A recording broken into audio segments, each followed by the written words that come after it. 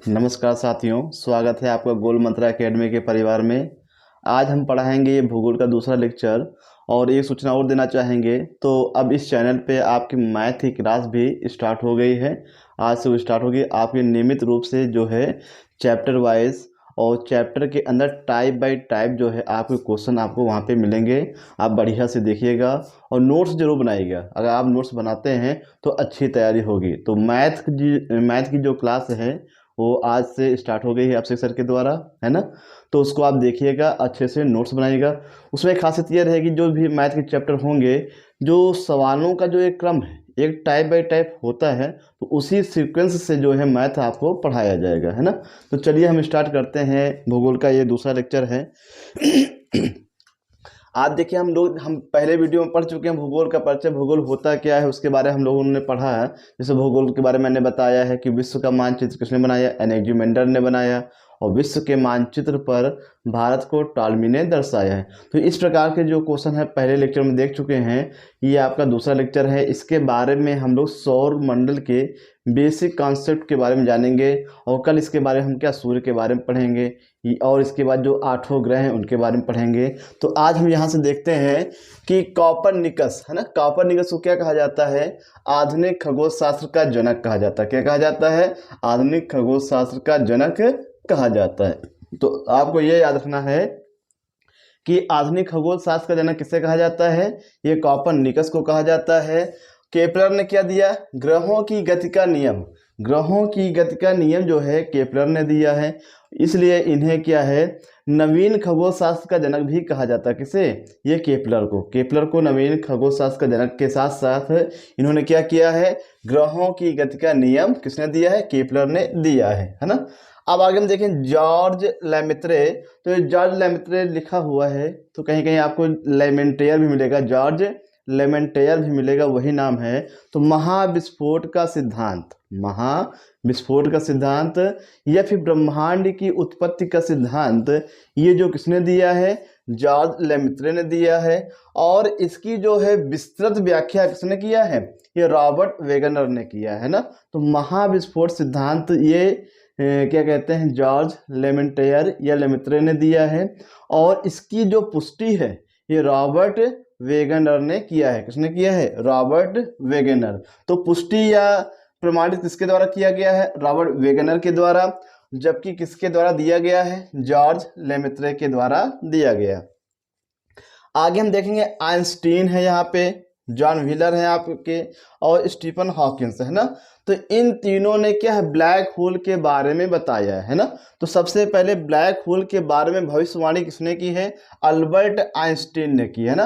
तो Albert Einstein ने उन्होंने एक सिद्धांत दिया है, उसका नाम है सापेक्षता का सिद्धांत। क्या है आपका, सापेक्षता का सिद्धांत। क्वेश्चन आएगा कि सापेक्षता का सिद्धांत किसने दिया है, तो आपका आंसर होगा अल्बर्ट आइंस्टीन। और इसी सिद्धांत में इन्होंने ब्लैक होल के बारे में क्या है, भविष्यवाणी की, क्लियर नहीं किया, क्या किया है, भविष्यवाणी की है या फिर जानकारी दी है। लेकिन ब्लैक होल जो शब्द का जो प्रयोग है सबसे पहले किसने किया है, जॉन व्हीलर ने किया। किसने किया है, जॉन व्हीलर ने क्या किया है, ये ब्लैक होल शब्द का प्रयोग किया। किसका प्रयोग किया है, ब्लैक होल शब्द का प्रयोग कब, 1967 में।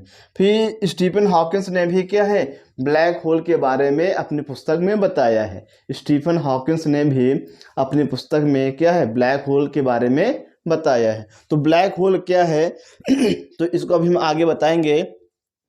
आगे देखिए, गैलीलियो ने सर्वप्रथम देखा, है ना। क्वेश्चन आएगा कि मंदाकिनी को सबसे पहले किसने देखा, तो मंदाकिनी को सबसे पहले किसने देखा है, गैलीलियो ने देखा है। मंदाकिनी को कहते क्या है, और नाम क्या है, आकाश गंगा भी कह सकते हैं, आकाश गंगा भी कह सकते हैं। इसे गैलेक्सी भी कहते हैं, इसे क्या कहते हैं, गैलेक्सी भी कहते हैं। और इसी को मिल्की वे भी कहते हैं। क्या कहते हैं, मिल्की वे। कहने का मतलब है जो हमारे ब्रह्मांड में जितने भी ग्रह उपग्रह हैं, तो यहाँ पे जहाँ पे उपस्थित हैं, तो इसको क्या कहा जाता है, आकाश गंगा कहा जाता है। क्या कहा जाता है, आकाश गंगा कहा जाता है। और इसे मंदाकिनी भी कहते हैं।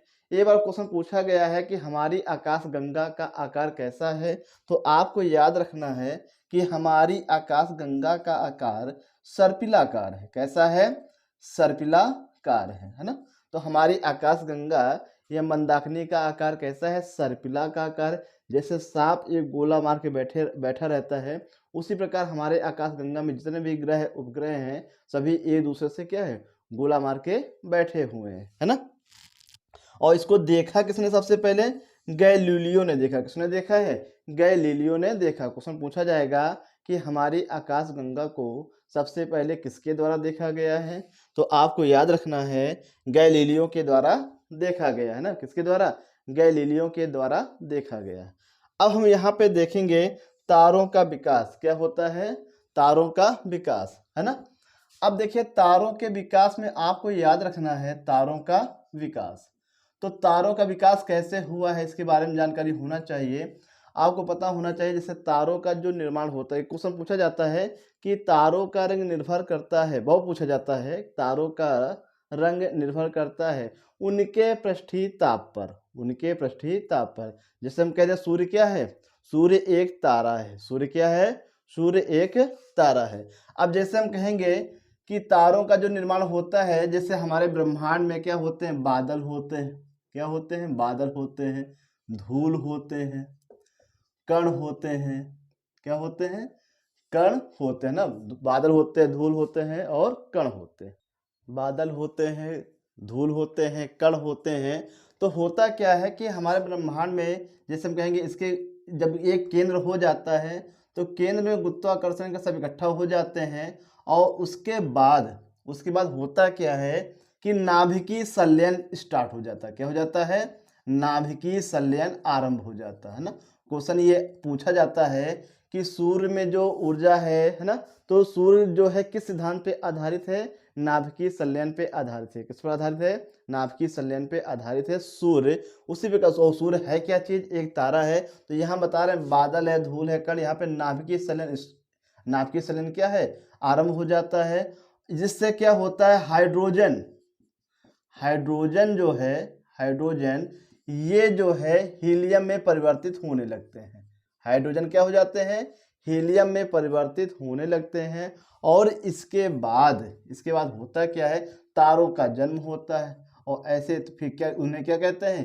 Stellar nursery. क्या कहते हैं? Stellar nursery. तो कहीं कहीं ये भी आ जाता है, फिर जो बादल होते हैं उनको भी स्टेलर नर्सरी कहा जाता है। तो इस प्रकार से तारों का जन्म होता है। तो यहाँ से क्वेश्चन आपको केवल एक ये आपको याद रखना है, बाकी कहानी है पूरी। तो आपको ये याद रखना है कि तारे हैं, जैसे सूर्य है, ये किस सिद्धांत पे कार्य करते हैं? नाभिकीय संलयन के सिद्धांत पे कार्य करते हैं। अब जैसे हम कहेंगे कि तारों का रंग जो है ये किस पे निर्भर करता है? तो जो तारों का जो रंग है तो उनके पृष्ठीय ताप पे निर्भर करता है। आपको याद रखना है कि जो तारों का रंग निर्भर करता है उनके पृष्ठीय ताप पर निर्भर करता है। अब कितने प्रकार के तारे होते हैं आपको याद रखना है। हम तारे बताएंगे आपके 3 प्रकार के। कितने प्रकार के? 3 प्रकार के आपके बताएंगे। अब यहाँ पे देखेंगे, जैसे पहला कहेंगे नीला या सफेद तारा। नीला या सफेद तारा। तो पहला क्या होगा आपका? नीला या सफेद तारा, है ना। तो नीला या सफेद तारा हो जाएगा। दूसरा आपका हो जाएगा नारंगी या पीला तारा। नारंगी या पीला तारा। और जो लास्ट होगा आपका, ये आपका हो जाएगा लाल तारा। क्या हो जाएगा? लाल तारा। तो ये आपका होता है युवा तारा होता है। जो पहला आपका हो जाएगा नीला या सफेद, ये क्या होता है? आपका युवा तारा होता है ना। और अगर हम इसकी बात करें नारंगी तारा, ये आपका प्रौढ़ तारा होता है। कैसा होता है? प्रौढ़ तारा। सूर्य को किसमें रखा गया है? प्रौढ़ तारा में रखा गया। किसमें रखा गया है? प्रौढ़ तारा में रखा गया है। अब यहाँ पे लाल तारा, जो लाल तारा होगा ये वृद्ध तारा होगा। क्या होगा आपका?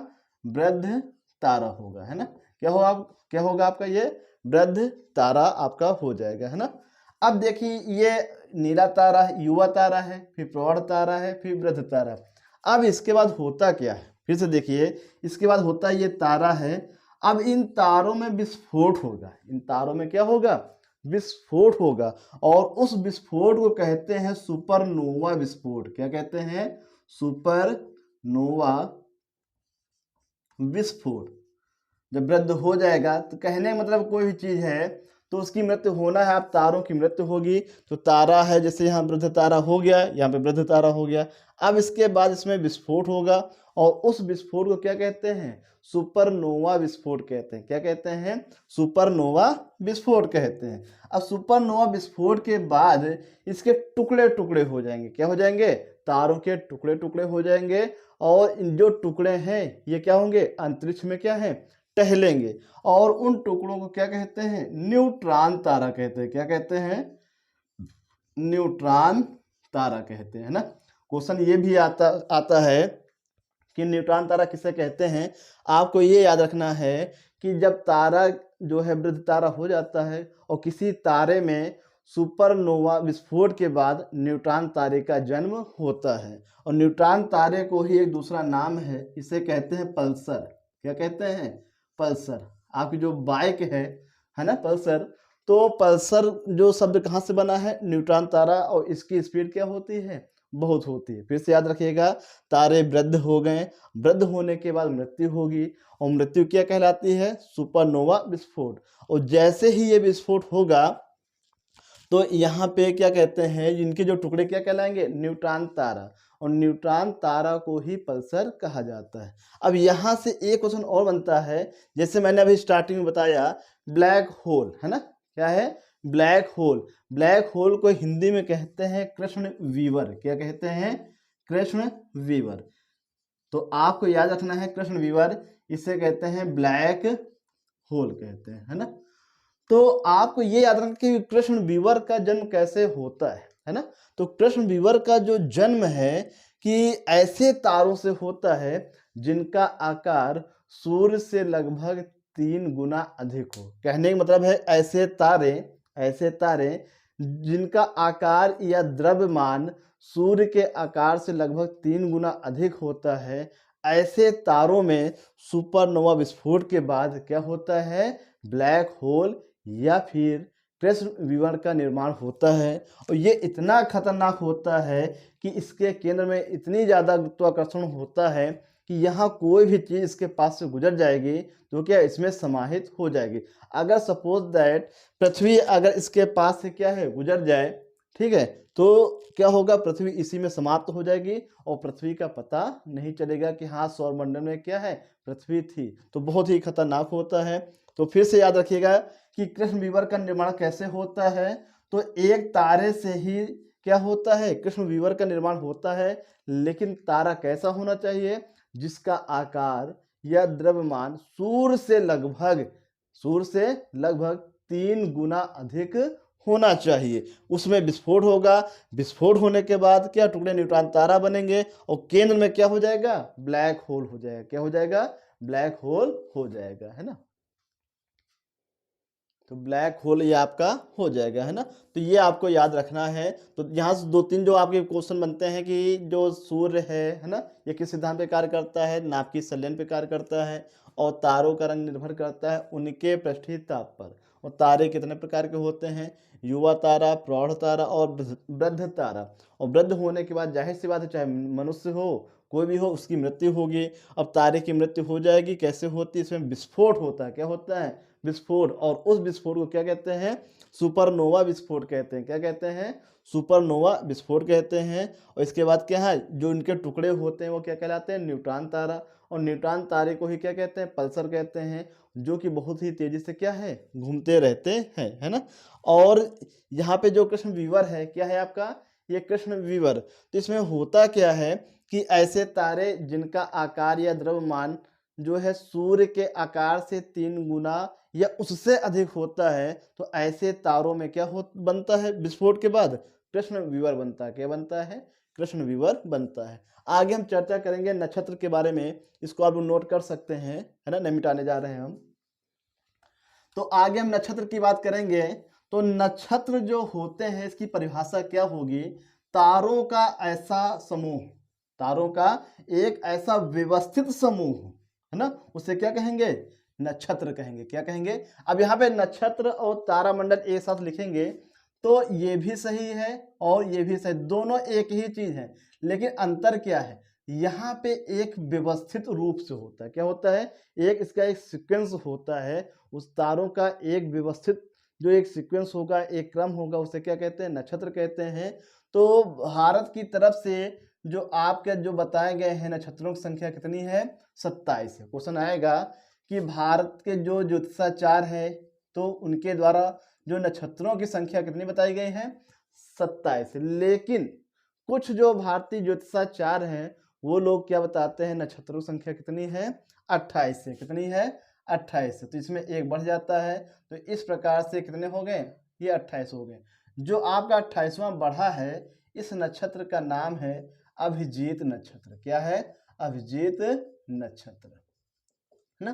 तो अभिजीत नक्षत्र क्या? 28वां आपका नक्षत्र। नक्षत्रों की संख्या कितनी है? तो 28 आपको याद रखना है। अगर 28 ऑप्शन में नहीं होगा तो आपका क्या मिलेगा? 27 मिलेगा, है ना। तारामंडल की संख्या कितनी है? तो तारामंडल की जो संख्या है ये जो है आपकी 88 है। कितनी है? तारामंडल की संख्या कितनी मानी गई है? ये 88 मानी गई है।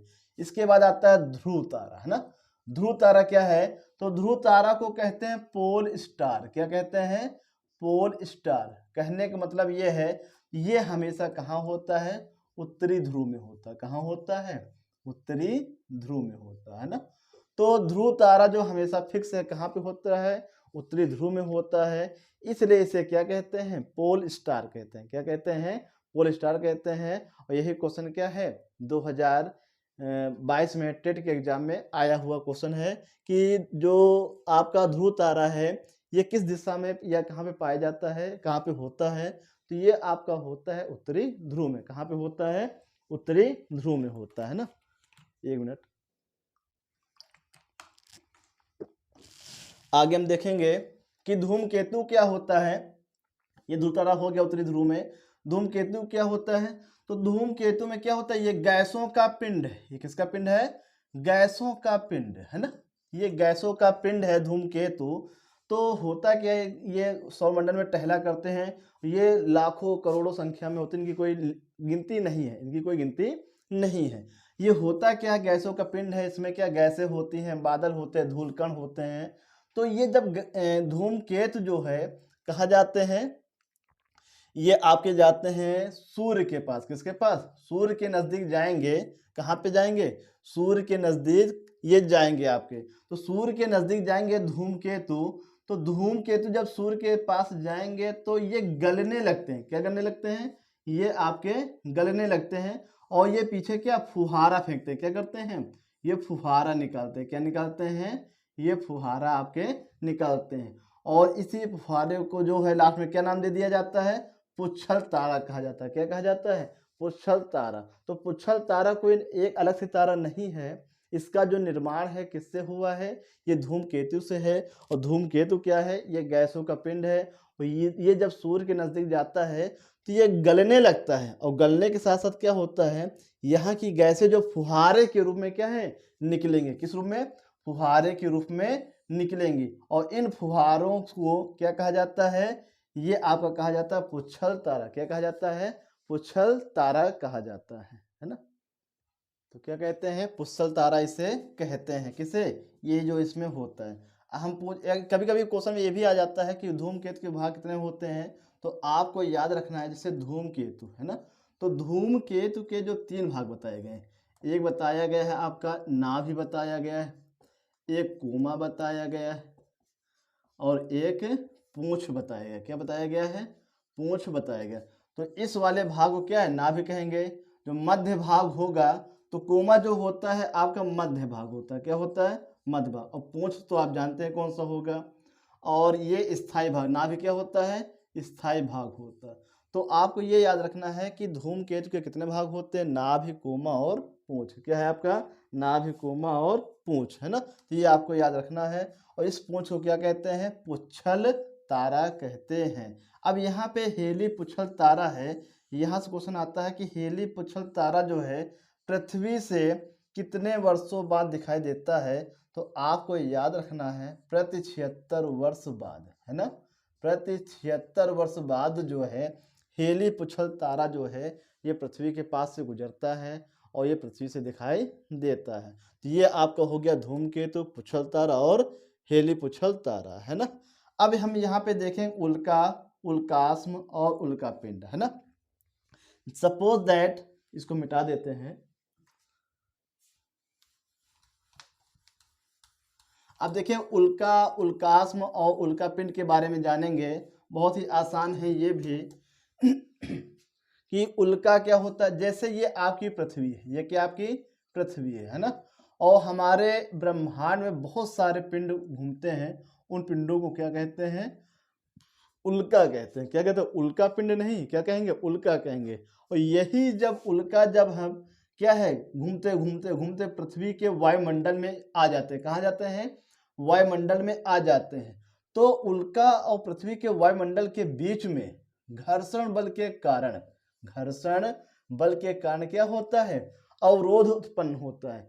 तो इसमें क्या होता है, जितने भी उल्का होते हैं वो क्या होते हैं, जल जाते हैं। क्या होते हैं, जल जाते हैं। आपने देखा होगा कभी कभी हम लोग गर्मी के दिनों में खुले आसमान में लेटे रहते हैं, तो तारे जो है चमकते हुए जाते हैं, तो हम लोग क्या कहते हैं कि ये क्या है, ये आत्मा है, इनसे जो मन्नत मांग लेंगे वो पूरी हो जाएगी। तो आत्मा वगैरह नहीं है। तो साइंस के नज़रिए से हम देखेंगे वो उल्का पिंड ही है। वो क्या है, उल्का ही है। वो ब्रह्मांड से आता है और पृथ्वी में क्या जैसे प्रवेश करती है तो वायुमंडल से के संपर्क में आती है, तो दोनों के बीच में घर्षण बल के कारण क्या होता है, वो उल्का जल जाता है।